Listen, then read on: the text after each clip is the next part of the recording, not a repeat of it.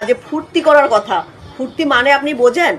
আপনি তো বুড়ো বয়সে বিয়ে করেছেন, তাহলে মানুষ কি বলবে? আপনি বুড়ো বয়সে ফুর্তি করার জন্য বিয়ে করেছেন? বলুন দেখি। এই কথাটা যদি আপনাকে লোকে ঘুরিয়ে জিজ্ঞাসা করে কেমন লাগবে শুনতে? আচ্ছা, তারা বিউটি পার্লার যাবে, অবশ্যই যাবে। একটা 5,000 টাকা পাওয়া মেয়েও বিউটি পার্লার যেতে পারে। সে কি সাজবে না সাজবে সেটা তার সম্পূর্ণ ব্যক্তিগত ব্যাপার, সেটা নিয়ে কথা বলার কিছু নেই। আপনার বউ বিউটি পার্লারে যাবে মন্ত্রীর বউ বলে, আর পুলিশের বউ, ডাক্তারের বউ তারা যাবে না? আপনি দেবেন না সেটা ঠিক আছে, আপনার হাতে যেটুকু ক্ষমতা আছে সেটুকু আপনি করুন। কিন্তু এই যে কমেন্টগুলো করছেন না, ফুর্তি, এটা কিন্তু একজন মন্ত্রী মশাইয়ের মুখ থেকে শুনতে ভালো লাগলো না, এবং আমি এর তীব্র প্রতিবাদ জানালাম। দিলীপ ঘোষ বলছে এই যে ডাক্তারের বউ, মাস্টারের বউ বা ইঞ্জিনিয়ারের বউ, এরা লক্ষ্মী ভাণ্ডারের টাকা কেন পাবে এবং সেই টাকা নিয়ে কি ফুর্তি করবে? কেন পাবে সেটা আগের সরকার বলতে পারবে, কারণ আগের সরকার মহিলাদেরকে ভাতা দিতে চেয়েছিল, কাউকে বিচার করে নয়, মহিলাদের হাত খরচা দিতে চেয়েছিল। যে সমস্ত মহিলারা রোজগার করতো না তাদেরকেই দিতে চেয়েছিল, কারণ বর ডাক্তার বর মাস্টার হলেও তারা তো রোজগার করে না, তারা সংসার দেখে, তাই হাত খরচ হিসেবে দিতে চেয়েছিল।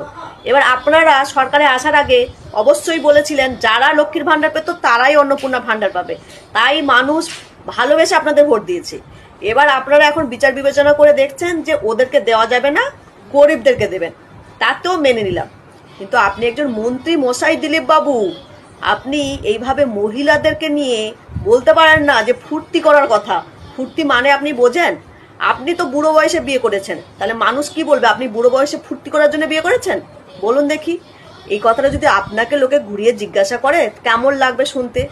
আচ্ছা, তারা বিউটি পার্লার যাবে, অবশ্যই যাবে। একটা 5,000 টাকা পাওয়া মেয়েও বিউটি পার্লার যেতে পারে।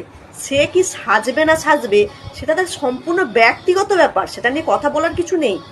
আপনার বউ বিউটি পার্লারে যাবে মন্ত্রীর বউ বলে, আর পুলিশের বউ, ডাক্তারের বউ তারা যাবে না? আপনি দেবেন না সেটা ঠিক আছে, আপনার হাতে যেটুকু ক্ষমতা আছে সেটুকু আপনি করুন। কিন্তু এই যে কমেন্টগুলো করছেন না, ফুর্তি, এটা কিন্তু একজন মন্ত্রী মশাইয়ের মুখ থেকে শুনতে ভালো লাগলো না, এবং আমি এর তীব্র প্রতিবাদ জানালাম। অবশ্যই যারা বিজেপির সাপোর্টার আছে আমাকে গালি দেবে, কিন্তু দেখুন আমি তো কোনো সাপোর্টার হিসেবে কথা বলি না। আমার মনে হয় যেটা প্রতিবাদ করার মতো কথা সেটা অবশ্যই প্রতিবাদ করব। আপনাদের ভালো লাগলে অবশ্যই ভিডিওটা শেয়ার করে আমার পাশে থাকবেন, ফলো অবশ্যই করবেন এরকম ইন্টারেস্টিং ভিডিও পেতে।